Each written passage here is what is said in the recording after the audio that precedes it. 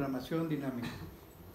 Programación dinámica es una técnica de diseño de algoritmos que está bien padre porque hay un montón de problemas interesantes que se pueden resolver, pero además las soluciones son bien intuitivas, o sea, son muy muy sencillas.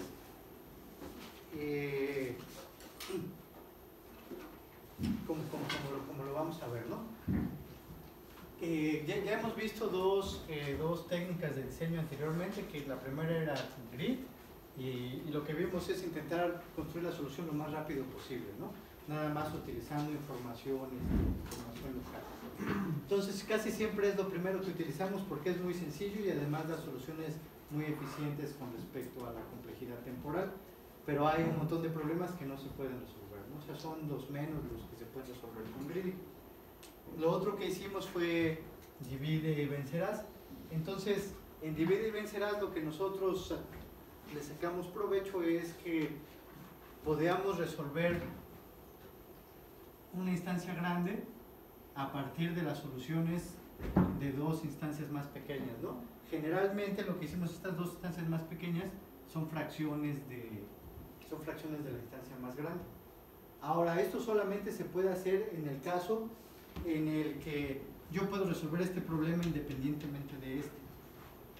Si esta parte del problema interactúa con esta, entonces yo no puedo hacer esa división, ¿no? O sea, yo no puedo resolver esto independientemente de esto.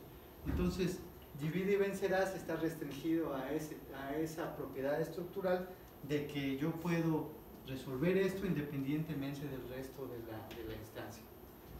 Si el problema no lo permite, entonces no puedo usar divide y vencerás.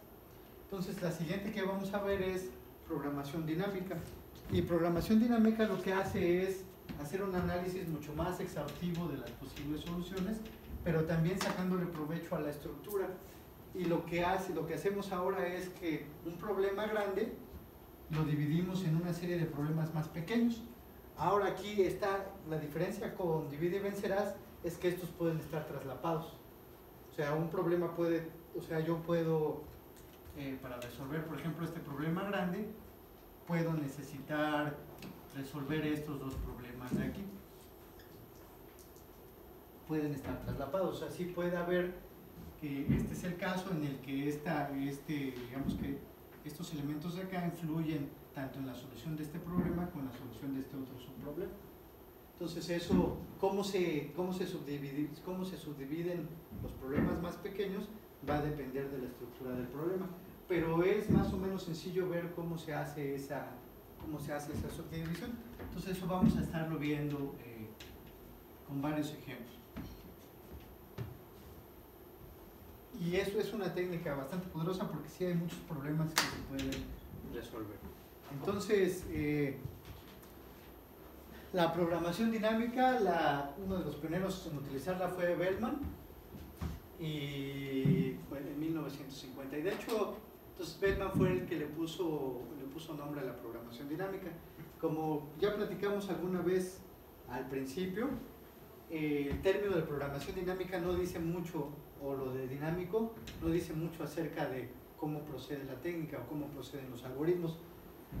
Le puso programación dinámica porque Bellman estaba queriendo conseguir dinero, o sea, que le apoyaran un proyecto para hacer eso. Entonces buscó un nombre que se oyera chido. Sí, exacto. Entonces, para poder convencer pues digamos que a los patrocinadores, generalmente en Estados Unidos los principales patrocinadores es la defensa, es de lo que más tiene dinero. Bueno, también la National Science Foundation, pero digamos que en palabras de Bellman, ¿por qué escogió darle programación dinámica? Que es imposible utilizar dinámico en un sentido peyorativo, ¿no? O sea, como que dinámico es chido. Y la otra es algo que ni siquiera un congresista podría objetar. No lo hagas dinámico, o sea, como que por eso le puso programación. Y bueno, entonces en ese tiempo el secretario de Defensa era hostil a la investigación en matemáticas. Iba a decir, es un estúpido, pero igual sí, ¿no? Algo parecido a lo que le está pasando a Estados Unidos ahorita, que tienen una cruzada contra el pensamiento racional y la ciencia. Bueno, entonces programación dinámica, como les decía, tiene aplicaciones en un montón de cosas. Y hay muchos algoritmos famosos que están también metidos en nuestra vida diaria, que son de programación dinámica. Por ejemplo, todos sus teléfonos celulares tienen un algoritmo Viterbi, se utiliza mucho para comunicación digital. Este algoritmo lo vamos a ver que es para hacer alineación de secuencias de RNA, también de lo primero que se hizo con análisis del genoma. Los enrutadores, o muchos de los enrutadores, utilizan alguna variante de Bellman-Ford para camino más corto. Y también esto para las gramáticas libres de contexto. O sea, hay un montón de casos, pero no solamente prácticos, sino también teóricos. La programación dinámica está ahí por todos lados y es muy, muy útil.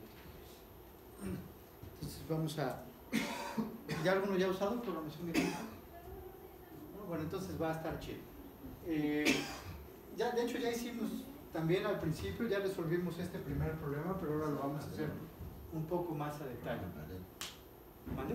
Es como programa de paralelo, ¿no? ¿Con la dinámica, o? Más o menos, de hecho hay algunos trabajos que lo intentan paralelizar y de alguna manera se puede paralelizar. No es necesariamente paralelo. Ya vamos a ver un poco más a detalle qué es, ¿no? Entonces, a ver, el problema con el que vamos a empezar a jugar es planificación de intervalos con pesos. O sea, ya habíamos visto que si queremos planificar intervalos sin peso, se puede resolver ¿con qué? Con greedy, ¿no? Y lo único que hacíamos era ordenarlos por tiempo de ¿qué? Por tiempo de finalización y ya daba. Pero bueno, entonces, si ahora los intervalos tienen peso, entonces greedy ya no funciona. Tenemos que utilizar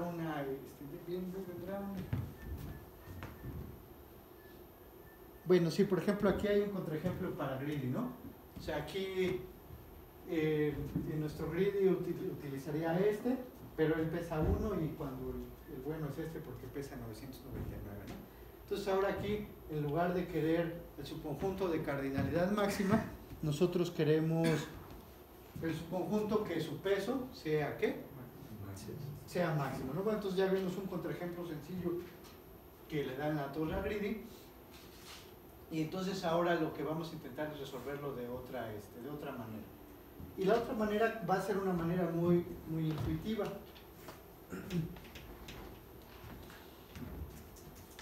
Igual vamos a ordenar a las tareas por tiempo de finalización para ordenar o para poner una estructura en cómo vamos a estar considerando la instancia. Entonces, en este caso, por ejemplo, la tarea 1 sería esta, ¿no? Que es la primera que termina, y la última tarea sería la H, ¿no? Entonces lo que vamos a hacer es irnos a la última tarea. Entonces vamos a pensar aquí, estamos aquí en la tarea H. Ahora, ¿en qué consiste construir la solución a este problema? Pues seleccionar tareas, ¿no? O sea, por cada una de las tareas yo tengo la disyuntiva de entre qué. Exactamente, ¿no? O sea, para cada una de las tareas yo tengo la disyuntiva de ponerla o no ponerla. ¿Sí están de acuerdo? O sea, es la única decisión que tengo que tomar. Entonces, ¿qué opciones tengo para H? Pues ponerla o no ponerla, ¿no? Entonces, nosotros podemos, y de hecho, por ejemplo, si hubiera un oráculo al que yo le preguntara, ¿pongo o no pongo H? Podría construir muy fácilmente mi solución, ¿no? Pero el problema es que ese oráculo pues, no existe, ¿no? Entonces, lo que vamos a hacer en programación dinámica es considerar cuáles son las consecuencias en el resto de mi instancia de poner o no la tarea. O sea, no voy a calificar de entrada qué es mejor, si la pongo o no la pongo. Voy a analizar qué pasa si la pongo y qué pasa si no la pongo con respecto a todo lo demás, ¿no? Entonces, lo que voy a decir es que lo óptimo que yo puedo obtener si considero hasta la tarea J va a ser igual a ¿quién? A lo mejor que yo pueda hacer entre esa disyuntiva que planteamos, ¿no? Entre el máximo de ponerla y no ponerla. Que si yo la pongo, ¿qué pasa? Si pongo la tarea J, pues voy a ganar su peso J, ¿no? Voy a ganar su peso J. Exactamente. Pero si pongo a H, tendría que eliminar a F y G. Entonces lo voy a escribir así tal cual está aquí. Entonces gano J, pero ahora lo más que voy a hacer es el óptimo de ¿qué? De un nuevo problema, que es ¿cuál? Este de acá, ¿no? O sea, elimino todo contra lo que me interfiera, gano J, más lo mejor que pueda hacer con el resto de la instancia. ¿Sí? Entonces aquí lo interesante es que o sea, fíjense qué es lo que estamos codificando.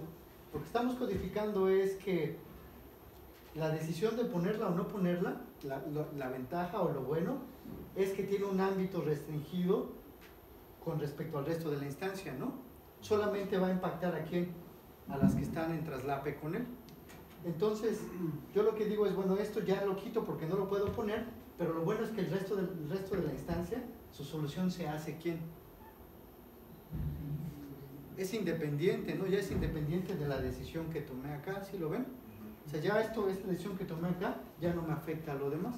Entonces yo puedo poner aquí directamente que gano el ponerla, más lo mejor que puedo hacer, y ahorita le voy a poner P de J.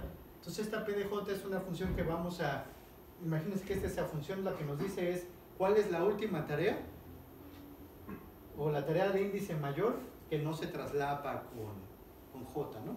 En este caso la tarea de índice mayor que no se traslapa con J, ¿cuál sería? Sería D, ¿no?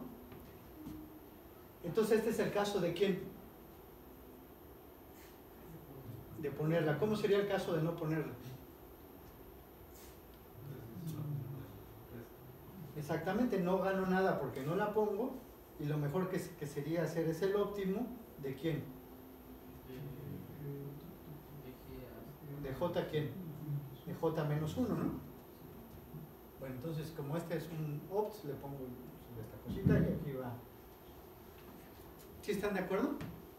Entonces, o sea, lo único que hicimos fue darnos cuenta que al construir nuestra solución, para cada una de las tareas yo nada más tengo que decidir si la pongo o no la pongo. Y luego lo que hicimos fue codificar cuáles son las consecuencias de ponerla o no. Las consecuencias en nuestra función objetivo y en cómo son los problemas o el problema restante. Entonces lo que vimos es que si la ponemos, ganamos su peso, y lo más que podemos ganar es el óptimo del problema que no está interferido por J, ¿no? Que en este caso es lo que pinté aquí con la raya hacia acá. La otra opción es no ponerlo, no gano su peso, y lo que puedo hacer es, o lo que yo puedo calcular es el óptimo de ¿quién? De J menos 1, simplemente no pongo esta, y lo mejor que puedo hacer con la instancia restante. ¿Sí?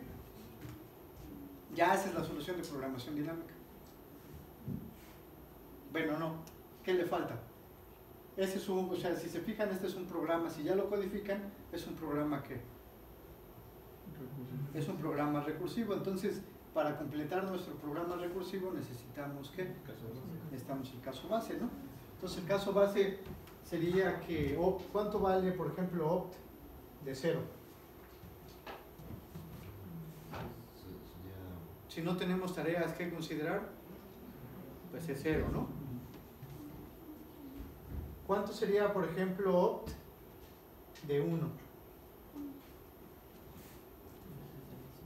Exactamente, si nada más tengo una tarea, ¿qué es lo mejor que puedo hacer? Pues ponerla, ¿no? Entonces aquí sería W de 1. Y ya, esa sí es nuestra solución de programación dinámica. Es un programa recursivo que, si se fijan, analiza un montón de opciones, ¿no?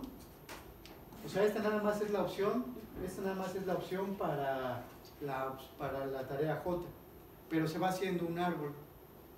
Ajá, por cada una de estas se va haciendo un árbol de opciones. Igual que todos los programas recursivos, cuando vamos branching, cuando vamos así generando nuestras ramas, no hace nada. La primera vez que va a hacer algo es ¿en dónde? Es en las hojas. Y cuando empieza a regresar. Vamos a ver, por ejemplo, vamos a hacer un ejemplo sencillo, ¿no? Este mismo. O sea, vamos a pensar que este pesa, ¿tiene peso adelante? Sí.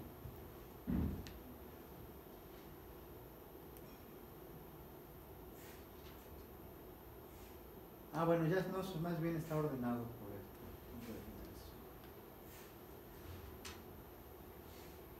Bueno, vamos a pensar que dígame un número entero cualquiera. Nadie dijo 10, ¿verdad? Les hice como me decía mi mamá, me decía, ¿qué quieres de este y del otro? Y le decía del otro y me daba de este. ¿Nunca no les hacía así su mamá? Sí. ¿Quién sabe por qué es así? Entonces, a ver otro. 5. Ah, sí, 5. ¿Y este? 3. Ya, ¿no? Entonces nada más vamos a jugar con esos, ¿no? Entonces, ahí si los ordenamos por tiempo de finalización, esta sería la 1. Esta sería la 2, ¿no? Por tiempo de finalización. Y esta sería la 3, ¿no? Entonces, lo que, si mandamos a llamar nuestro de este, ¿cuál sería el caso, cuál sería el caso base? ¿Cuánto vale op de 1? Op de 1 vale 5, ¿no? ¿Sí están de acuerdo? Pero bueno, entonces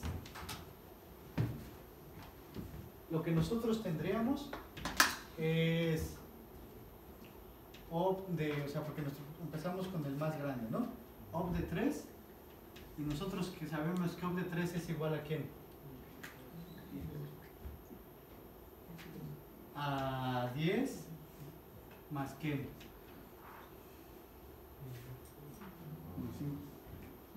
¿Más quién?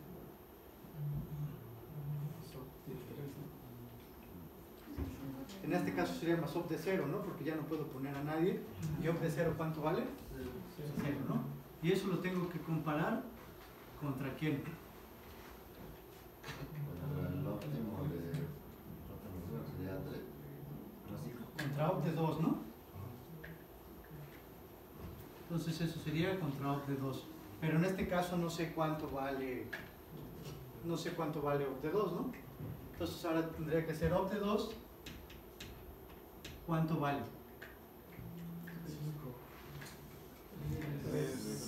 Op de 2 vale, o sea, perdón, o sea, aquí me falta, o sea, es max.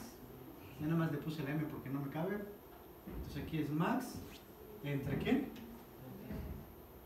Entre 3 más quién. ¿Más quién? Más 0, ¿no? ¿Y contra quién? Contra op de 1, ¿no? Pues ya también sabemos cuánto vale, pero lo voy a poner así, ¿no?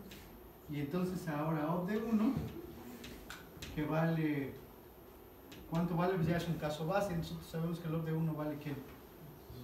Vale 5, ¿no? Entonces vale 5, vamos a regresar, y entonces aquí voy a comparar 3 contra quién. 3 contra 5, ¿no? Entonces, yo ya sé que op de 2 vale. Entonces aquí, ¿cuánto sería? Y entonces, ¿cuánto sería el óptimo? 10, ¿no? Pero si se fijan, las decisiones las vamos tomando hasta que los problemas chiquitos van devolviendo sus valores, ¿no? Entonces ya en este caso más grande, vamos a empezar, o sea, digamos que es lo mismo, ¿no? O sea, vamos a resolver esto, pero luego vamos a meter el 4 y la solución de cuando incluyamos a la tarea 4, que es esta, va a ser en función de estos valores, ¿no? Y así sucesivamente. Entonces, se fijan, lo que estamos haciendo es considerar la entrada, o la membresía o no, de las diferentes tareas en mi solución. Y bueno, entonces, conforme voy obteniendo esta información, yo ya sé de dónde sale el max y entonces, bueno, ya puedo calcular, perdón, el max y obtengo ya el resultado de mi solución para ese número. Sí, más o menos le agarran sentido. ¿Dudas hasta aquí?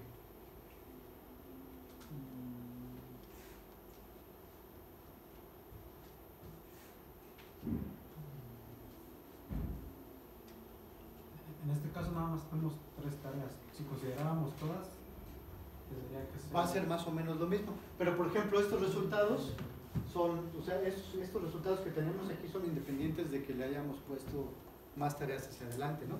De hecho, lo podríamos hacer. O sea, por ejemplo, ahora ¿cuánto vale op de 4? sea, es el max. Ah, bueno, ok, a ver, ¿quién sería el 4 aquí? Este, ¿no? Entonces esta es la 4. ¿Qué peso le quieren dar? 8. Entonces 4 y pesa 8. Entonces sería max 8 más quién? Sería 8 más of de quién? Of de 1 exactamente, pero que ya sabemos que vale. Bueno, lo voy a poner así, ¿no? Para que quede claro. Of de 1. Y eso lo vamos a comparar contra quién? Contra of de quién? Contra of de 3, exacto. Bueno, pero ya esto ya lo sabemos, ¿no? Entonces, of de 1 vale 5, entonces este sería 13. ¿Contra quién? Contra 10. Tómala. Y entonces aquí el resultado es 13.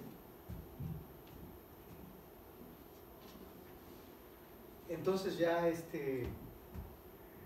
digamos que, y de hecho si se fijan, la forma en cómo lo estamos calculando no estamos siguiendo el árbol recursivo, ¿no? ¿Cómo lo estamos haciendo? De abajo para arriba, no estamos haciendo los problemas chicos a los problemas grandes. Y si se fijan, bueno, ahorita lo vamos a ver, ¿no? Pero sí queda más o menos claro. Si lo hacemos recursivo, si ya nuestra implementación es recursiva, se va a hacer un árbol de problemas, ¿no? O sea, ¿cómo sería nuestro árbol? Empezaríamos en J y luego tendríamos J menos 1, o sea, empezamos en J, luego tenemos J menos 1 y otra cosa tal vez más chiquita, ¿no? Que J menos 1. Y luego aquí vamos a tener J que menos 2 y otras cosas, y así se va haciendo nuestro árbol recursivo, ¿no? Hasta las hojas que vamos a tener los problemas chiquitos. Conforme se van resolviendo los problemas chiquitos, yo voy a regresar y voy a poder ir resolviendo los problemas grandes hasta que tengo la solución, final, ¿no? Que cuál es mi valor óptimo que puedo yo calcular, que puedo yo obtener de este conjunto de tareas. ¿Sí? ¿Más o menos? ¿Dudas? Pero al final, lo que hace posible la técnica es la independencia. Así es. Porque generalmente yo siempre puedo decir, pues quito uno, siempre puedo poner la dicotomía. Así es. Exactamente. O sea, lo que hace posible la técnica es que la influencia de esta decisión está restringida. O sea, yo puedo resolver independientemente esto de lo de acá. Y para eso fue importante la forma en cómo lo organizamos. De hecho, el hecho de haber organizado por el tiempo de finalización es precisamente por eso. Porque el tiempo de finalización me dice cuál es la independencia del resto de la, ¿cómo se llama? Del resto de la instancia. O sea, si estoy viendo como el último tiempo de finalización, todos los que tienen, si él es independiente de lo que pasa acá, los que tienen tiempo de finalización más chico también son ¿qué? También son independientes. Y por eso entonces, por eso es que pudimos resolver primero los chicos y luego los grandes. Esa es o sea, ese es el punto o esa es la propiedad estructural que me posibilita utilizar programación dinámica. Si hubiera una relación entre esta con esta, pues ya sería ¿verdad? Ya no la podría resolver independientemente de este de acá. Sí, más o menos, ¿les hace sentido?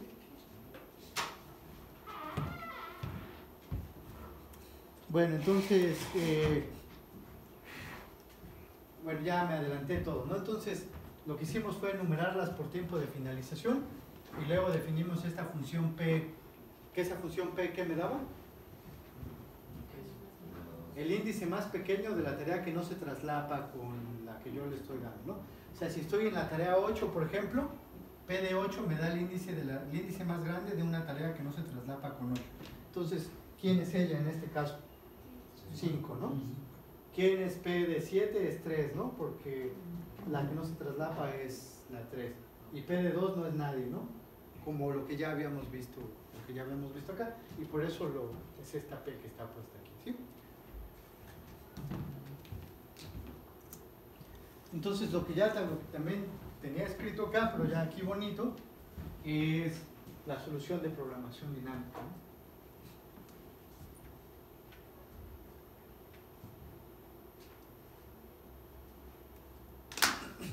Entonces, como vimos, tenemos dos casos, ¿no? El caso en el que ponemos a J, eliminamos a las tareas incompatibles, pero ganamos su peso, ¿no? Si no metemos a J, nada más la quitamos y vemos lo mejor que podemos hacer con el resto de la solución. Entonces ya eso escrito como una recurrencia es lo que tenemos acá. Y bueno, esta ya está bonita porque además aquí ya está puesto el ¿qué? El caso base, ¿no?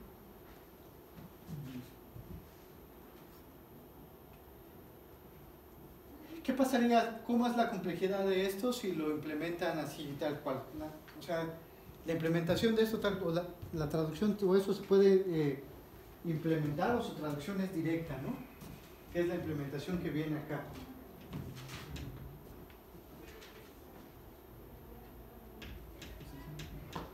O sea, nada más es, o sea, tenemos como entrada las tareas, sus tiempos de inicio, sus tiempos de finales, sus valores, le cambió de valor a peso, pero bueno, de peso a valor. Los ordenamos por tiempo de finalización. ¿Esto qué me toma? N log N, ¿no? Calculamos los P's. ¿Cuánto me toma calcular los P's? Me toma tiempo lineal. Y entonces ahora, si se fijan, esta cosa que está aquí es nuestra recurrencia tal cual, ¿no? Es la mismita. O sea, miren, ven, o sea, es calcular óptimo de J. Este es quien. En el caso base, lo primero que hacemos, y si no, mandamos a llamar la recurrencia, que es exactamente la misma, max del peso. O sea, si estoy viendo J, es el peso de J más lo mejor más opt, o lo mejor que puede hacer con lo que no se quién, con lo que no se traslapa, contra, si no la pongo, nada más es ella no la considero. Es exactamente la misma recurrencia que escribimos. Y bueno, este programa corre y este programa, bueno, no porque no está en ningún lenguaje, ¿no? Pero si lo ponen esto en un lenguaje de su preferencia, corre y les calcula la solución óptima. ¿Cuál es el problema de esto?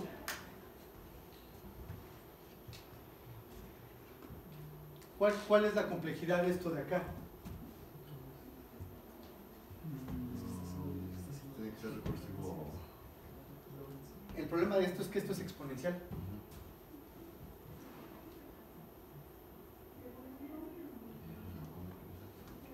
¿Y por qué creen que sea exponencial? Exacto, porque repetimos un chorro de veces. O sea, en el arbolito que les hice, bueno, por aquí viene otro, seguramente sí. Por ejemplo, en una instancia como esta, el árbol recursivo se comporta como una serie de Fibonacci.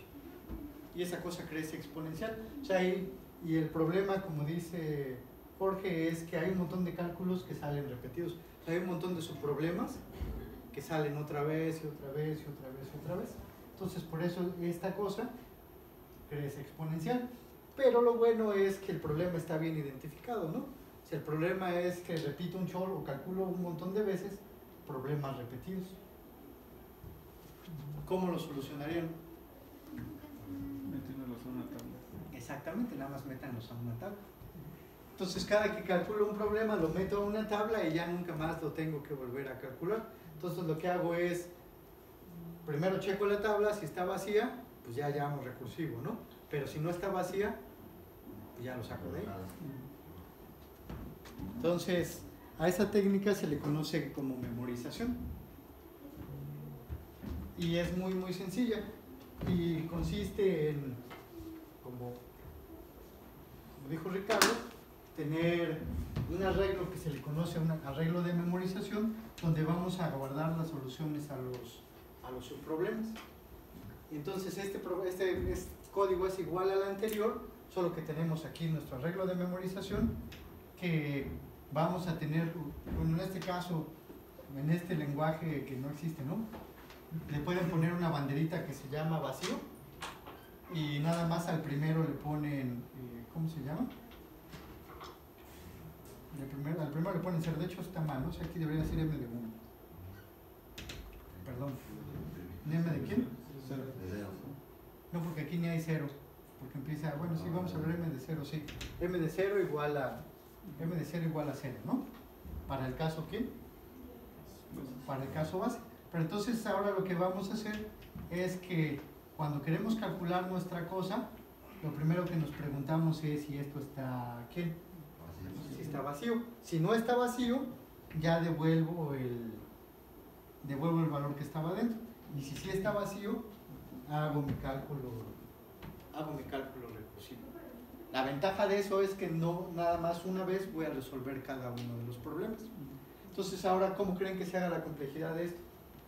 De exponencial, ¿a qué creen que pase con esto? A lineal.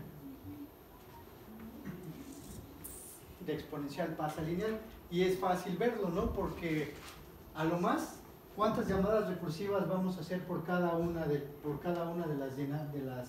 estas que llenamos? Solamente una. Bueno, de hecho hacemos dos, ¿no? Hacemos la de acá y la de acá, pero es ese par nada más. O sea, por cada nueva casillerito hacemos 2 llamadas recursivas, pero son solo 2. Entonces, de hecho, la complejidad de esto se hace 2n, pero bueno, sabemos que esto es ¿qué? Esto es O de n, gracias a la memorización. Entonces, aun cuando de manera estricta hace un análisis exponencial de las opciones, el trabajo que hacemos, como lo reutilizamos, se hace ¿qué? Se hace lineal. Entonces eso es, digamos que está bastante padre, porque hace que estas soluciones de programación dinámica también sean muy eficientes. ¿Sí más o menos les hace sentido? ¿Dudas? Por ejemplo, ahí, ¿cómo sabes que el cálculo que vas a realizar antes del if isempty, cómo sabes que ese valor no lo vas a, bueno, o sea, cómo sabes que ya está calculado? Porque ahí, bueno, veo que nada más checa que no está vacío, pero no, ¿cómo sabes que no vas a repetir el cálculo? Ah, tú ya no lo dejas, ¿no? O sea, que el mismo código ya no te deja. O sea, bueno, lo que sí es que en este lenguaje hay una bandera empty que la puedes poner aquí y como que está fuera del rango de los enteros, por ejemplo, ¿no? Entonces es un problema de implementación que ya te salva de alguna manera, ¿no? O sea, ahí, por ejemplo, ¿sí les ha sentido lo que les estoy diciendo? O sea, porque generalmente si estamos hablando de los enteros y puede ser cualquier entero, este empty puede, no, en esta que sea otra cosa, ¿no? Generalmente se hace un -1, pero o algo así, ¿no? Entonces, la cosa es que originalmente todos tus casilleros están en empty. Ahora, una vez que y bueno, menos el 1, ¿no? Menos el 0. Entonces, la cosa es que, lo que nosotros tenemos es que una vez que lo llenas, ya tienes ahí el resultado final. O sea, yo creo que ya entendí la pregunta. O sea, la pregunta es si ese resultado nunca cambia. O sea, si no lo tengo que actualizar. Pues más bien, por ejemplo, si M1 te da 5, ¿no? Y M10 te da 5, ¿tendría caso como tener ese valor otra vez? ¿Sí?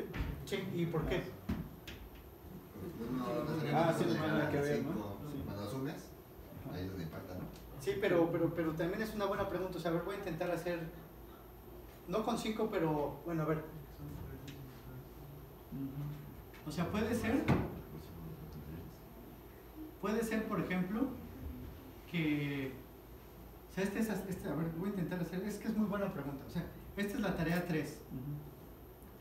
Y hasta aquí, con verde lo mejor que puedo ganar es 5. O sea, ese es el óptimo. Ahora, puede ser que ahora estoy considerando yo la tarea 5. Y puede ser que el óptimo de esta también sea 5. ¿Eso por qué sería, por ejemplo? Porque hay otras tareas que nos estorban y suman el peso equivalente. Sí, que por ejemplo tal vez esta pesa ella nada más pesa 1 y por ponerla tendría que quitar lo que he ganado hasta acá, ¿no? O sea, puede ser que ponerla a ella no me sirve de nada. Pero ahora entonces la otra pregunta es, yo ya sé que hasta 5 gano 5. ¿Me sirve esta información? O sea, ¿podría yo ya no usar la de 3? O sea, ¿por qué guardo también todavía la de 3? Porque puede haber otro escenario en donde convengamos usar la de 3. Exactamente, y el escenario es que imagínense que la tarea 6 viene hasta acá. O sea, esta es la tarea 6 y esta tarea sí está bien buena porque esta pesa 100. Entonces no me conviene meterla con 5, pero sí con 3, ¿no? Entonces por eso, y aun cuando esta fuera, por ejemplo, que lo que ganara aquí sea 10 o no sé, 50, de todas maneras yo tengo que mantener este 5 porque yo cuando voy hacia el otro lado no sé qué va a haber hacia atrás. Perdón, no sé qué va a haber hacia adelante. Entonces tengo que agarrar todas, tengo que guardar todas estas opciones porque, por ejemplo, pudo haber llegado a esta 6, que me da en la torre al 50, al 5 con sus 50, pero que en el 3 todavía es compatible. Entonces, si lo vemos ahora, si vemos en esta dirección, la solución es independiente de lo de allá, ¿no? Pero una vez que pongo una cosa nueva, él sí puede utilizar, o sea, él va a utilizar lo que está aquí, lo que está aquí atrás. Entonces, por eso debo tener guardados todos sus valores. Y también es por eso que para obtener la solución final, solamente la puedo saber hasta que meto la última tarea. ¿Están de acuerdo? O sea, podría ser que yo creo que el log de j-1 es una cosa, pero cuando cae j, me cambia todo, ¿no? Y podría ser que j es la gotota y pesa infinito, entonces ya todo lo demás pues ya no sirve, ¿no? Pero bueno, o sea, digamos que, o sea, esa es la cosa de programación dinámica. O sea, de hecho en programación dinámica, como se ve aquí en este arbolito, lo que estamos haciendo es considerar las opciones de meterlo y no meterlo. O sea, estamos viendo todas las opciones y la forma en la cómo interactúan. La cosa es que al cómo organizar el trabajo, nos damos cuenta que las disyuntivas de meterlo o no meterla me va generando sus problemas que son iguales. Entonces yo le saco provecho a eso y nada más lo resuelvo una sola vez. Cada uno de esos problemas. ¿Dudas? Tendrá que ser un árbol por cada uno de las ¿Vale? Tendrá que ser un árbol diferente por cada una de las tareas. No. De hecho, el árbol es por el conjunto de tareas. O sea, este árbol que está aquí, por ejemplo, ese árbol que está aquí es el árbol que se generaría en esta instancia. Y siempre empezamos por ahí. Lo que sí es que siempre, pero ¿y por qué? ¿Por qué siempre empezamos por el último? Por esa organización, o por qué ordenamos por tiempo de finalización, por esa organización que queremos, ¿no? O sea, lo que queremos es que exactamente, o sea, poder tener un resto de la instancia que es independiente. O sea, yo agarro esta, veo la disyuntiva de ponerla o no ponerla, y lo que yo quiero es encontrar el primero que no estorba, y lo que yo quiero es que de ahí para allá tampoco estorbe, ¿no? Pregunta: ¿habría otra opción a no ordenarlo por tiempo de finalización?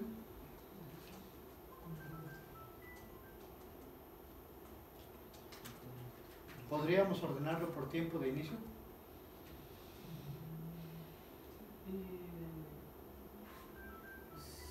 Sí, ¿no? ¿Y qué?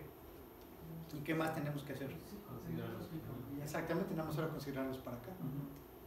O sea, lo único que queremos es, ahora por ejemplo, esta, y eliminaríamos de consideración esta, y lo mejor que podemos hacer es ella. O sea, lo mismo, pero para el otro, pero para el otro lado. O sea, lo único que necesitamos es una forma de organizar el trabajo en la que yo decido si la pongo o no la pongo, elimino con lo que interfiero, y el resto lo puedo hacer independiente. Puedo resolver esto óptimo. Y se fijan, para el otro lado es igual. La pongo o no la pongo, elimino al que hay interferencia, y el resto lo puedo hacer independiente. Sí. Bueno, Y de alguna manera el árbol que generamos, elegimos el camino que nos dé más peso de todo el árbol. Con los maxes. Con los maxes. Ahora esa es otra cosa. Si se fijan, este algoritmo que tenemos acá no nos da la solución. O sea, nos da el valor de la solución. Nos dice, vas a ganar 85. Pero al final yo no sé qué. ¿Qué intervalos son los que Exactamente cuáles son las tareas que escogí. Y eso es algo que todavía no hemos resuelto. O sea, él sí lo va sabiendo cuando elegir los maxes, pero el programa que yo tengo aquí, al final lo pierdo. Pero bueno, ahorita vamos a ver cómo lo recuperamos. No es también relativamente sencillo. Y lo vamos a poder recuperar del arreglo de memorización. Porque en el arreglo de memorización está cómo fue tomando las decisiones. O sea, lo que tenemos que hacer, ¿cuáles son las decisiones? Lo que tenemos que ver es por qué lado se fue, ¿no? En estos maxes. Bueno, entonces... pues ya lo que sí.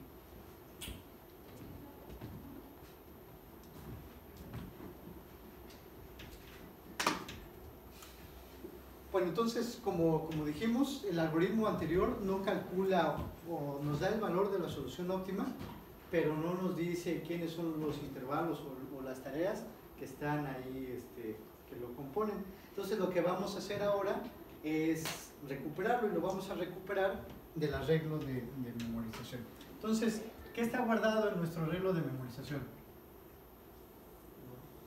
O sea, si este es m según 0, aquí, bueno, aquí ya sabemos que trae un 0, ¿no?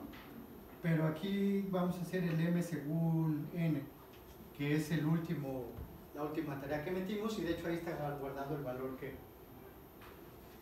final, ¿no? O sea, el valor óptimo que acabamos de calcular. Y así sucesivamente, ¿para quién? Para todos los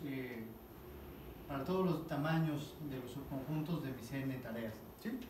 Entonces, ¿qué es lo primero que podríamos hacer? Bueno, lo primero que podemos hacer es venir aquí y preguntarnos qué.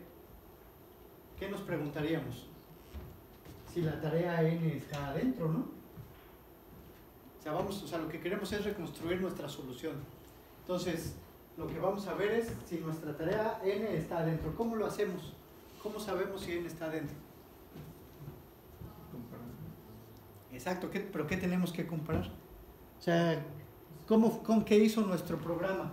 En la enésima llegó P de J contra M, contra y ¿no? ¿Qué es? O sea, esta es la de quién? La de no ponerla, y esta es la de quién? La de sí ponerla. Entonces yo lo que tengo que ver es cuál fue la que agarró, si o y para hacerlo, ¿qué es lo único que tengo que hacer? Pues compararlos, ¿no? Nada más decir cuál es más grande de estos. Si resulta que esto es más grande, quiere decir que ¿qué? Que va adentro. Si quiere decir que esto es más grande, quiere decir que no va adentro. Entonces ya nada más eso es lo único que tenemos que hacer. Y es lo que hace el programita que viene acá. Como es un programa recursivo, lo primero que tiene que hacer es ¿qué? Caso base, ¿no? Si ya tengo j igual a 0, ¿qué imprimo? Pues nada, ¿no? O sea, ya no hay nada que imprimir. En otro caso, comparo el caso de ¿qué? Exactamente, de cuando se pone contra el de que no se pone, ¿no? Entonces le vamos a poner adentro y afuera, aunque parezca canción de los Caifanes, ¿no? Afuera. Entonces, si se va por este lado, quiere decir que está ¿quién? Que está adentro, entonces ya puedo imprimir mi solución, o que esa está. Si no está, me vuelvo a llamar recursivamente con el que sigue, porque que esté no quiere decir que sea el bueno, ¿no? Yo lo único que sé es que no está. Entonces me mando llamar recursivamente a entonces lo imprimo. ¿Y por qué me mando llamar recursivamente a P de J? Para ver si no está en el... para ir como siguiéndolo hacia atrás, ¿no? Exactamente, o sea, lo que yo sé es que si está J, no puede estar nadie con los que ¿qué? Con los que interfieren. Exactamente, con los que interfiere, pero vuelvo a preguntar lo mismo con el primero que es posible que sí esté, ¿no? Ahora, en el caso de que no esté, me llamo recursivamente con el que, con el que sí, y vuelvo a hacer así las preguntas. Entonces, ¿qué es lo que hago? ¿Qué es lo que estoy haciendo? O sea, aquí en mi tablita, comparo comparo qué es lo mejor, qué fue mejor, el m de quién. O sea, tengo m de n-1 y por acá tengo m de quién, de p de j, ¿no? ¿Sí? Entonces veo qué es lo que fue mejor, p de j más mi peso o este. Si es mejor p de j más mi peso, ¿qué es lo que hago? Brinco hasta acá, ¿no? Para ver qué otras cosas más pudo haber sido. Si es mejor, si resultó que es más grande que p de j más mi peso, ¿qué es lo que hago? Brinco aquí, ¿no? ¿Y qué es lo que hago cuando brinco aquí? Pues lo mismo, me vuelvo a preguntar si este es mejor que ¿quién? Que por ejemplo m de ¿qué? Exactamente, p de j menos 1, que puede ser una cosa que está más para allá, ¿no? ¿Sí? ¿Podría ser que p de j menos 1 esté más acá?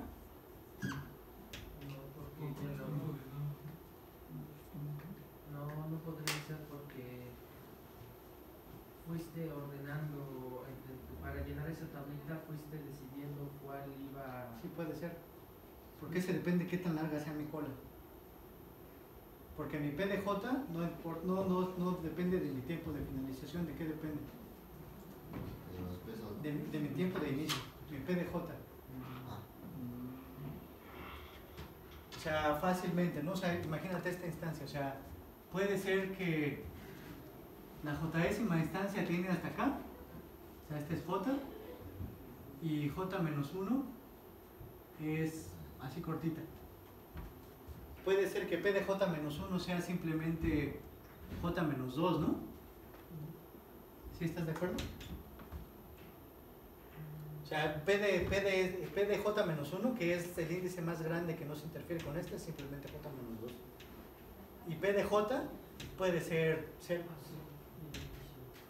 O sea, no depende de eso, sino de qué tan atrás tenga yo la cola. O sea, qué tan hacia el pasado esté mi tiempo de inicio. Entonces sí, esto sí puede ir en cualquier lugar. O sea, esto no está ordenado con respecto a esto. ¿Sí les es claro a todos? Bueno. O sea, ya lo único que estamos discutiendo es si p de j, la función p de j es monótona con respecto a j. La respuesta es no. O sea, se puede mover como sea.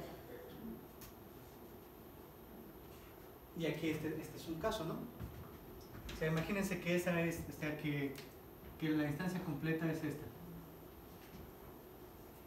Y ya entonces, ¿cuánto vale p de j?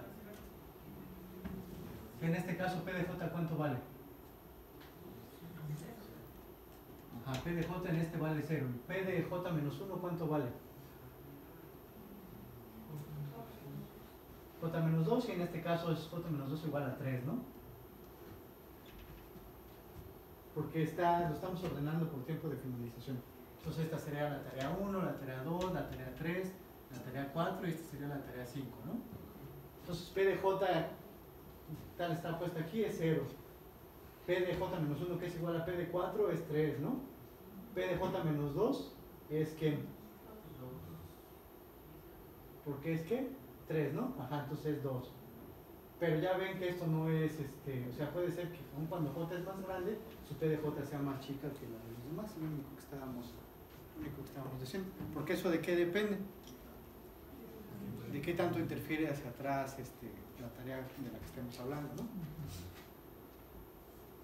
Pero bueno, entonces,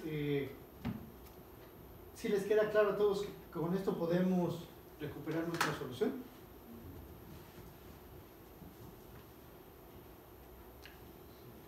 Y ahora, ¿cuál es la complejidad de eso?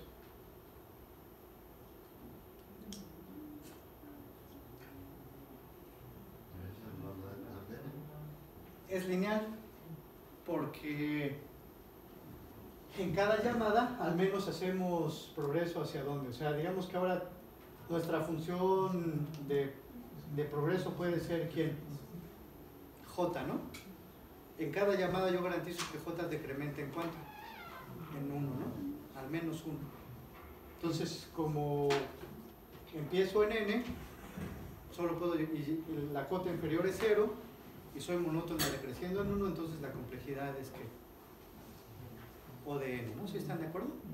O sea, aquí fue al revés, ¿no? O sea, entonces aquí nuestra función de esta phi empieza en n, es monótona porque cada que hacemos una llamada recursiva, ¿cómo se reduce?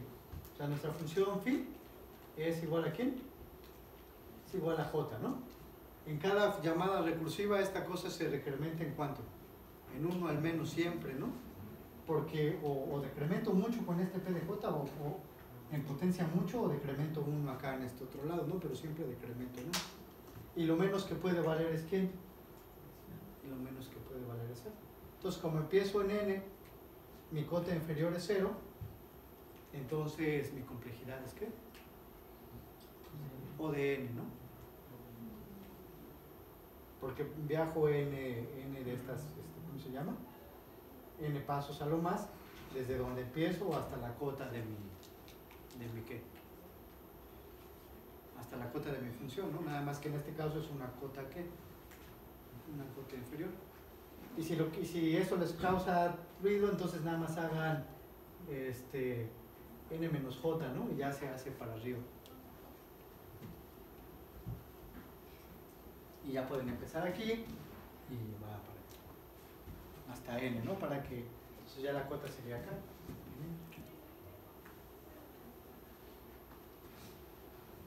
¿Sí? ¿Dudas?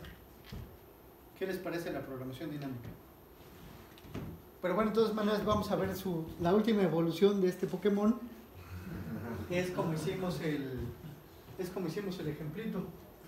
Realmente, como ya conviene más implementar las soluciones de programación dinámica, se llama en la forma bottom-up. Y en lugar de hacer las llamadas recursivas, irlas guardando en el arreglo de memorización, lo que podemos hacer es darnos cuenta que cuando llamamos de manera recursiva, al principio, ¿cuándo empezamos a hacer cosas? Hasta abajo, ¿no? Y se empieza a resolver de abajo para arriba. ¿Por qué no hacemos eso mismo aquí ya directamente? O sea, empezamos a resolver de las hojas hacia arriba en nuestro árbol de recursión o de los problemas chicos. Entonces, fíjense que este es un programa que es iterativo, ya no es recursivo, y lo único que empieza, y tiene exactamente, el cálculo es exactamente el mismo, ¿no? O sea, este es exactamente mi misma recurrencia, ¿no? Tiene exactamente la misma estructura de la recurrencia que diseñamos al principio. ¿Sí la ven todos? Pero ahora entonces, ¿qué hacemos? Vamos a resolver de los problemas chicos a los problemas grandes. Comenzamos con nuestro caso, ¿quién? Con nuestro caso base. Vamos a resolver para J1, para J igual a 1. Para J igual a 1 solamente podemos necesitar ¿quién? J0, ¿no? Entonces, yo voy a venir a buscar m de problemas más chicos. Siempre son problemas más chicos, eso sí ya vimos, ¿no? O sea, P de J siempre es más chico que J, ¿no? Más chico o igual. No, siempre es más chico, ¿no? P de J siempre es más chico que J, ¿no? ¿Sí están de acuerdo?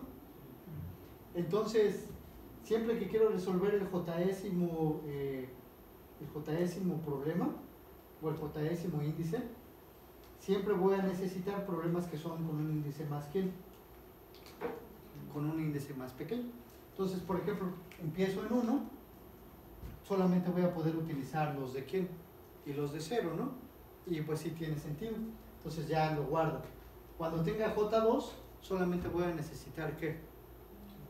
1 y 0 tal vez, y el 3, cualquiera entre 1 y 3 y el 4, cualquiera entre 1.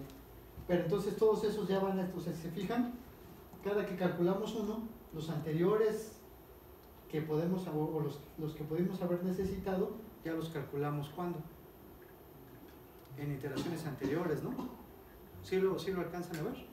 Y es la forma como empezamos a resolver nuestro ejemplito acá. Si se fijan, empezamos al revés, pero una vez que teníamos el 3, luego hicimos el del 4 bien fácil, ¿no? Porque ya teníamos los anteriores. Y luego a ver si pudimos haber hecho los del 5, ¿por qué? Porque ya teníamos los anteriores. Es la forma en cómo está organizado el cómputo ya. Es exactamente lo mismo, nada más que en lugar de arriba para abajo vamos con de abajo para arriba, ¿no? De las instancias chicas a las instancias a las instancias más grandes. La ventaja de aquí es que cuando yo estoy haciendo m de j, m de p de j ya está lleno y m de j menos 1 ¿qué? También ya está lleno, ¿no? Porque lo resolvimos en ¿qué? En iteraciones anteriores. Y entonces aquí ya es bien claro que esto me toma tiempo, ¿qué? Tiempo lineal, ¿no? Eso sí ya es claro que este ciclo me toma tiempo lineal, porque ya están llenos estos arreglos. ¿Sí? ¿Sí les hace sentido? Bueno, entonces generalmente cuando ya van a implementar sus soluciones de programación dinámica, implementan la versión bottom-up. Sí, sí, ¿cómo ven? Y pues es un programito bien sencillo, ¿no? Vamos a ver otro.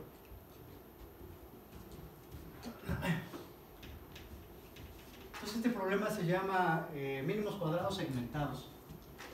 Me imagino que la mayoría son, conocen el problema de mínimos cuadrados, ¿no? Entonces ustedes tienen un conjunto de puntos y lo quieren ajustar con una recta, ¿no? Y lo que quieren es que esta recta describa de la mejor manera sus puntos. Y lo que hacen es minimizar el error cuadrático medio. O sea, buscan la recta tal que la distancia de los puntos a la distancia al cuadrado de los puntos a la recta sea ¿qué? Sea mínima, ¿no? Entonces eso es mínimos cuadrados. Y bueno, esta solución ya, se sabe muy bien cómo resolver este problema. ¿Sí les queda claro? O sea, tengo puntos y yo quiero poner una recta tal que el error cuadrado sea lo más chiquito posible. Entonces, ¿cuáles son los parámetros que busco aquí? Los parámetros de la recta, ¿no? Que es la pendiente y la ordenada al origen, ¿no? O sea, yo muevo esta recta así, de forma tal que el error que la suma del error cuadrático medio sea mínimo. Entonces, mínimos cuadrados. ¿Sí?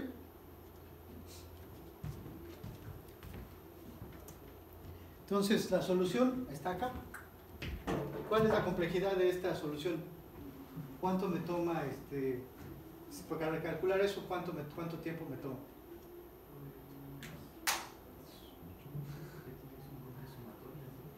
¿Cuánto tiempo me toma?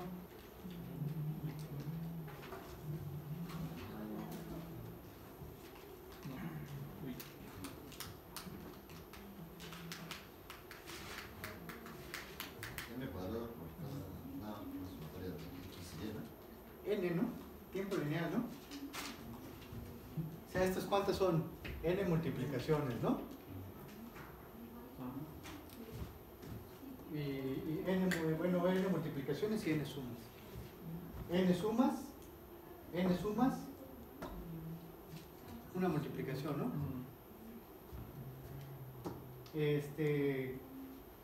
N sumas de estos al cuadrado, ¿no? O N cuadrados. N sumas y un cuadrado de esa suma. O sea, esto es lineal. Sacar estos me toma tiempo lineal, multiplicarlos tiempo constante. Tiempo lineal, elevarlos al cuadrado, tiempo constante. Y así, ¿no? Entonces son muchas sumas, pero todas son tiempo, ¿qué? Todas son tiempo lineal. ¿Sí les hace sentido a todos que eso tiene complejidad lineal? O sea, son varias lineales, pero no importa que sean varias porque son un número constante, ¿no? Número constante de sumas, o sea, tengo que a le tengo que restar pero eso ya es constante, ¿no? Entonces eso me toma tiempo lineal. ¿Sí? ¿Sí les es claro a todos o no? Bueno, entonces mínimos cuadrados se hacen en tiempo lineal y entonces pues ya, ¿no? Está bien. Pero ¿qué pasa cuando tenemos algo así? Habría que segmentar. ¿Mm? Se segmenta, supongo, por... Así es. O sea, cuando ahora, ¿qué pasa si nuestros datos no pueden ser descritos con una sola recta? Pero se ve que en segmentos sí sí tienen un comportamiento lineal. O sea, esta cosa no es tampoco una cuadrática o algo así, o sea, se ve que es un fenómeno que tiene como que 3 fases, ¿no? Pero cada una de ellas se puede describir de manera lineal, con una recta. Entonces, ¿qué es lo que nosotros necesitamos hacer? Lo que nosotros necesitamos hacer es, pues, escoger de dónde a dónde vamos ¿a qué? A describir con una recta, ¿sí? Y entonces eso es mínimos cuadrados segmentados. ¿Cuál es nuestro espacio de decisiones? ¿O cuáles son las decisiones que debemos de tomar ahora en este caso, en este problema? ¿Y cuántas líneas vamos a hacer? Por ejemplo, ¿cuántas líneas? Pero además de cuántas líneas, ¿qué más? Exactamente, ¿de dónde a dónde? O sea, por ejemplo, aquí decidimos que de este punto de acá a lo vamos a describir con esta línea. Igual, ¿no? Que de aquí para acá los vamos a describir con esta línea y de aquí para acá con esa otra línea. Entonces, además del número, también tenemos que decidir de dónde a dónde, ¿no? Y lo que vamos a querer hacer es, como dice aquí, como que tener un balance, ¿no? Porque de hecho, si tuviéramos, por ejemplo, si utilizáramos n-1 líneas, podríamos encontrar un error cuadrático de ¿cuánto? De 0, porque... Exactamente, de 0. Pero ese como un modelo ya no nos describe nada, ¿no? Eso ya no se hace... O sea, generalmente, ¿para qué queremos nosotros ajustar los puntos con unas líneas? Para hacer predicciones. Exactamente, para hacer predicciones, ¿no? O sea, lo que decimos es que nuestro fenómeno se va a comportar como estas líneas y ya, si tenemos, por ejemplo, una X, vamos a decir, esta es la Y que le corresponde. Esa es la predicción. Si tenemos un chorro de líneas, ya no predice nada. Entonces, lo que vamos a querer es minimizar el error cuadrático medio, pero también minimizar, ¿qué? Los segmentos. Exactamente, el número de líneas. Entonces, vamos a querer como que jugar, ¿no? Ahí va a haber un trade-off entre el error y el número de líneas. Y para eso lo que vamos a ese trade-off lo vamos a codificar en esta función. O sea, lo que vamos a querer nosotros es minimizar esta función que tiene una componente que está dada por el error, pero tiene también otra componente que está dada por ¿quién? Por L, que es el número de líneas. Esta constante va a ser una perillita que nos va a servir ¿para qué? ¿Mande? Para el peso que le queramos dar a los líneas. Exacto, o sea, por ejemplo, si le bajamos a esa perilla, si hacemos esa constante chiquita, nos va a dejar ponerle ¿qué? Muchas líneas. Porque queremos que ese costo se haga más chico. O sea, el C es cuánto cuesta cada línea. Si le subimos esa perilla del costo, me va a poner menos líneas. Entonces ya es lo que yo quiero hacer. ¿Sí? O digamos que lo que ya responde. Entonces, nuestro objetivo va a ser, dada esta constante, minimizar esta función, ¿no? O sea, dar un conjunto de líneas tales que se me minimice esta, ¿cómo se llama? Que se minimice esa función. ¿Sí? Esa es su misión. ¿Cuál es su solución de programación dinámica? Ya salió. Entonces nos regresamos. ¿Cuál es su solución de programación dinámica?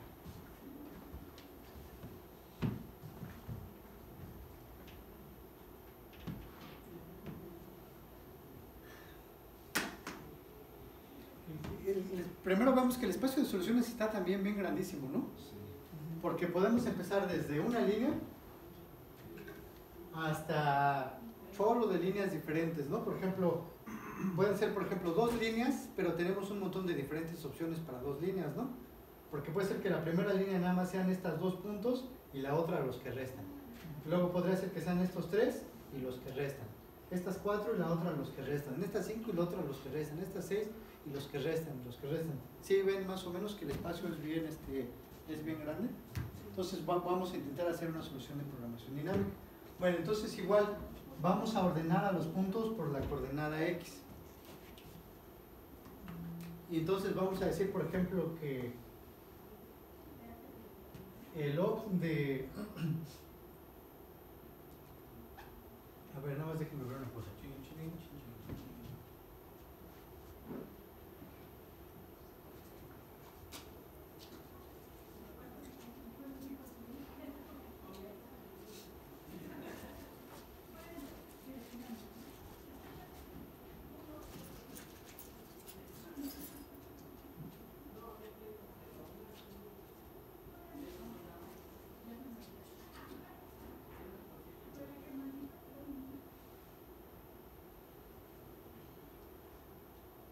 A ver, entonces, ¿qué es lo que, cuáles son las decisiones que yo tengo que tomar, ¿no? O sea, yo sé que tengo que involucrar a este nodo o a este punto, y yo tengo que decidir qué es la decisión que tengo que tomar.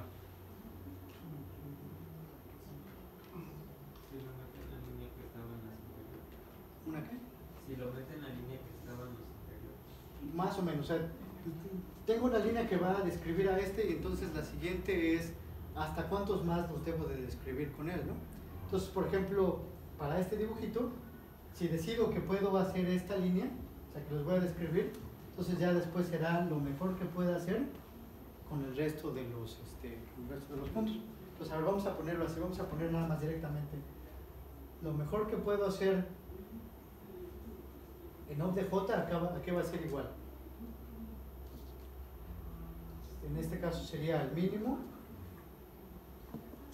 ¿de qué? ¿Los segmentos?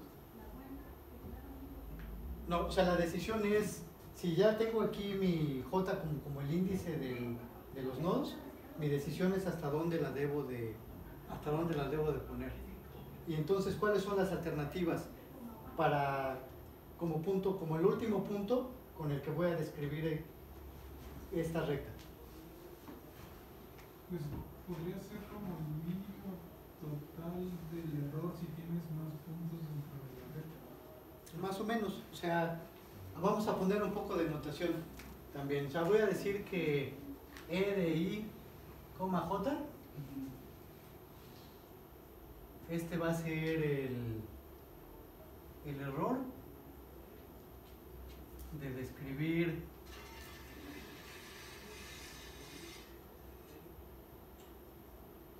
desde I hasta J con una línea, ¿no? Entonces, a ver, vamos a pensar, ¿qué pasa si yo decido poner una línea entre estos dos? O sea, inmediatamente el que sigue. Entonces, ¿cómo sería el costo o mi contribución al costo, a la función esa de costo? Tengo que pagar ¿qué? Tengo que pagarle un C por la línea, ¿sí están de acuerdo? Más el error de J hasta ahí, ¿no? Y luego, ¿qué más?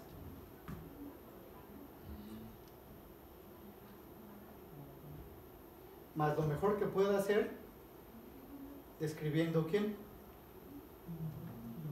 El resto de mi solución, ¿no? Y el resto de mi instancia, perdón. ¿Y el resto de mi instancia cuál es?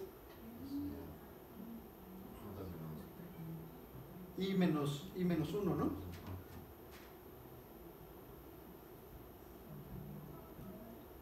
Pero ahí nada más está el solito. ¿Contra quién más los tendría que comparar? ¿Qué más me falta ahí? O sea, a ver, yo lo que quiero es, bueno, yo sé que voy a poner una línea. ¿Cuántas opciones tengo para poner esta línea? Esta última línea, de hecho, tengo n opciones. ¿Cuáles son las n opciones? Que nada más quiera describir estos dos con esa línea. La siguiente. ¿Eh? Así hasta el último punto. Exactamente. Contra este. Entonces, ¿qué me falta aquí? Este min debe ser para i entre quién y quién.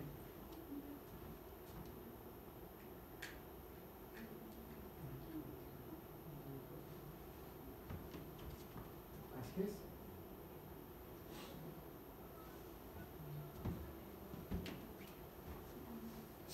Entonces, ¿eso qué nos va a decir? ¿Dónde va la primera qué? dónde va la primera línea. Entonces yo voy aquí, pero mi programa, ¿qué es lo que hace? Compara todas las opciones, o sea, él va a probar todas las opciones de ponerlo en todos lados. Y bueno, pero una vez que lo dejo fijo, o sea, por ejemplo, una vez que ya lo fijé en este punto, todavía me falta resolver el resto, ¿no? Por eso le tengo que sumar lo mejor que pueda hacer con el resto de las, ¿cómo se llama? Con el resto de los puntos. En otras palabras, esto primero me va a decir cuál es el punto I. O sea, si yo estoy aquí en el punto J, me va a decir cuál es el punto I hacia atrás, que me va a definir a todos los puntos intermedios que voy a describir con quién, con esa línea. Una vez que hago esto, ¿cuál es la contribución a mi función de costo? El C que me cuesta poner quién, la recta, más el error cuadrático medio de hacer, o sea, mínimos cuadrados con esto, más el óptimo de lo que resta. Y esa es mi solución de programación dinámica. Bueno, igual otra vez faltan los casos base, ¿no? Pero por ejemplo, ahí contra qué se compara para sacar el mínimo. Aquí son todos los casos. De hecho, lo que estamos haciendo es comparar, o sea, este aquí tiene una comparación de n elementos. La primera es poner nada más una recta entre estos dos y luego lo mejor que pueda hacer. Esa sería la opción para i igual a j menos 1. Sí, nos hace todos. Exacto, o sea, de hecho, entonces, ¿cómo se vería nuestro árbol de recurrencia? En ese caso, o sea, ¿cuántos hijos tendría? En el primer nivel, ¿cuántos hijos tiene? n-1, ¿no?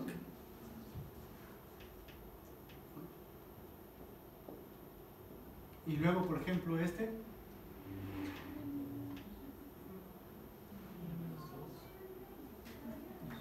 Y este lado del árbol se hace así, ¿no? Estos lados, este lado de acá no es tan anchote, pero este lado sí se hace ancho. Y bueno, lo dibujamos para ver que vemos todas las opciones, ¿no? O sea, aquí nada más son, ¿cuáles son todas las opciones que tengo para poner la primera la primera recta? Y las evalúo todas, que es poner estas dos, contra poner estos tres, contra estos cuatro. Pero luego ya una vez que puse una recta, todavía tengo que resolver el problema el problema restante, ¿no? Y cada uno de estos, ¿cómo se va a ver? Como es recursivo, pues es lo mismo otra vez. O sea, todas las alternativas hacia allá. Yo tengo una duda, Sí. pero igual eso los vamos guardando, o sea, cuando hacemos la comparación contra 1 y luego contra 2 y luego contra 3, o sea, iríamos guardando todos esos Lo vamos a... porque si no sería un tiempo muy alto, ¿no? Exponencial, así es. O sea, efectivamente, o sea, digamos como que aquí se ve todavía que es más crítico no repetir el trabajo. O sea, finalmente, ¿cómo vamos a implementar esto? Lo vamos a hacer otra vez bottom-up. ¿Cuál va a ser el primer problema que vamos a resolver?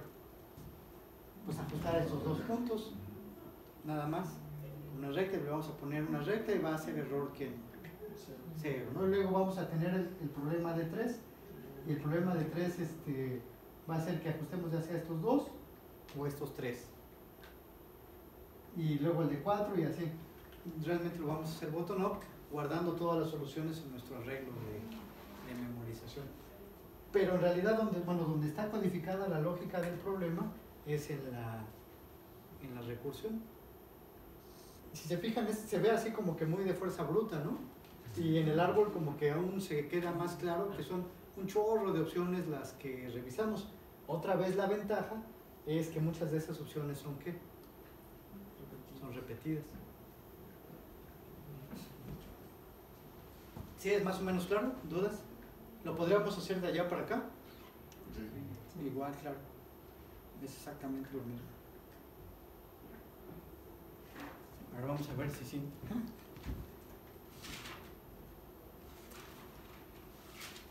Ay, sí era.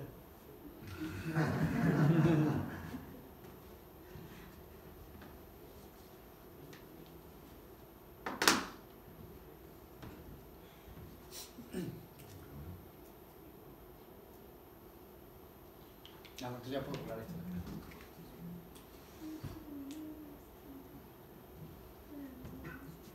¿Sí es clara la recursión para todos? ¿Están seguros?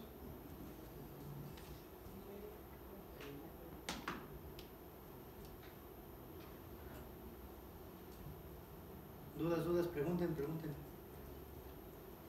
O sea, es que yo sí entiendo la lógica de la recursión, pero no me queda claro aún cómo van a salir, cómo se va a seguir segmentando, porque o sea, primero va tomando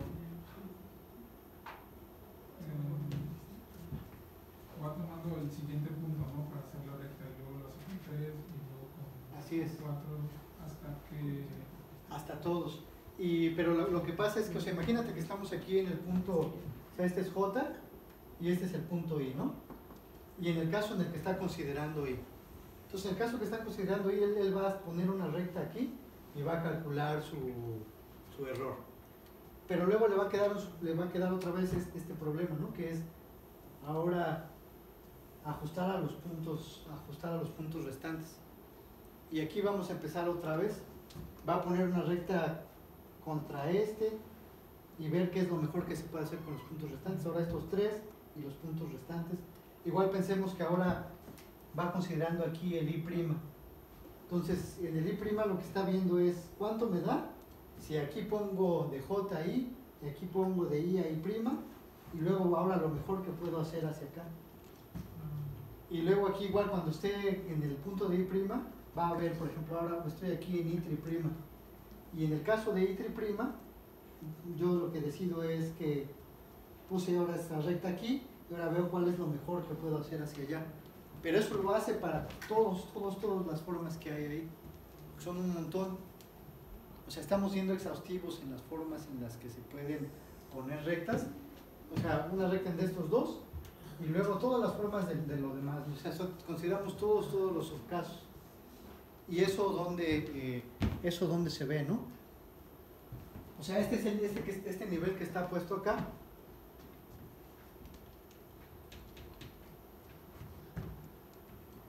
Esta es, por ejemplo, o sea, si tenemos aquí N, este es el nivel más alto de la recursión. Y vamos a cada uno de estos mi, o cuántas de estas llamadas vamos a hacer. O sea, cada uno de estos casos del mi es para diferentes is. Y entonces es poner en diferentes lugares el punto hasta donde va a llegar la recta. Pero una vez que ya o sea, para cada uno de estos todavía tengo que resolver el resto de la solución. Y para cada uno de ellos hago otra vez lo mismo, o sea, divido otra vez en todas las formas de poner rectas para los puntos restantes, en este caso hacia la izquierda. Entonces son todos los casos lo que estamos viendo. O sea, de hecho, probamos todas las formas de poner líneas.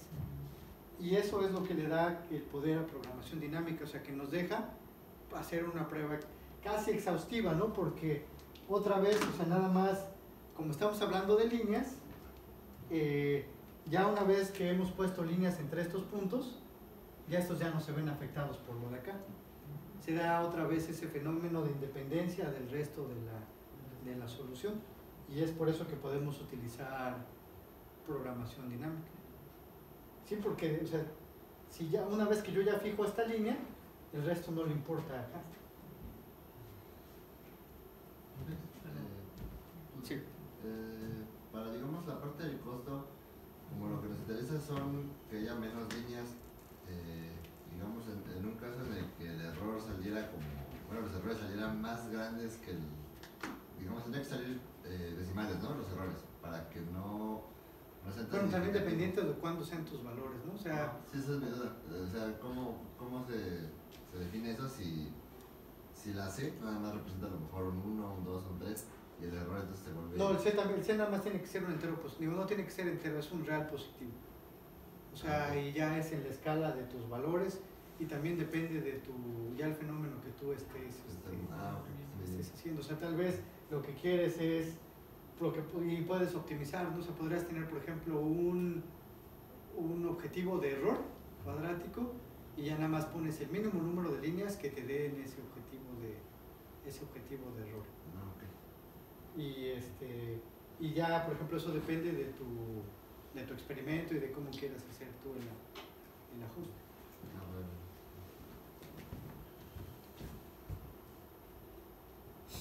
La solución en bottom-up está así de cotorreo, ¿no? Es este, miren.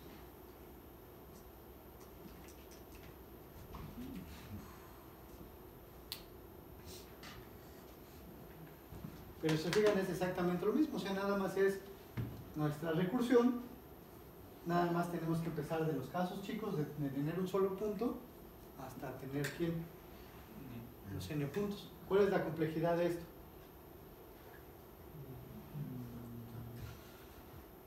¿Cuál es la complejidad de esto? De lo que está aquí adentro.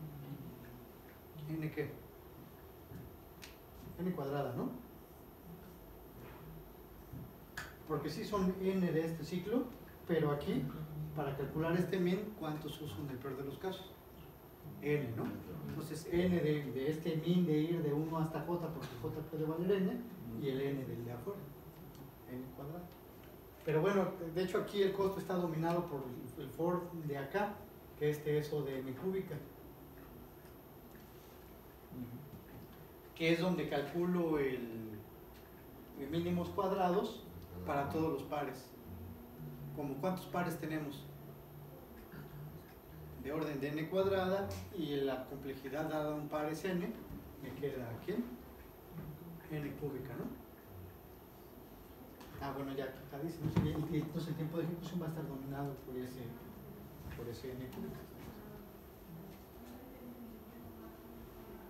Pero digamos que la parte interesante se hace bien sencilla, aun cuando es un chorro de líneas, haciéndolo bottom-up, se ve con claridad que el trabajo termina siendo cuadrático.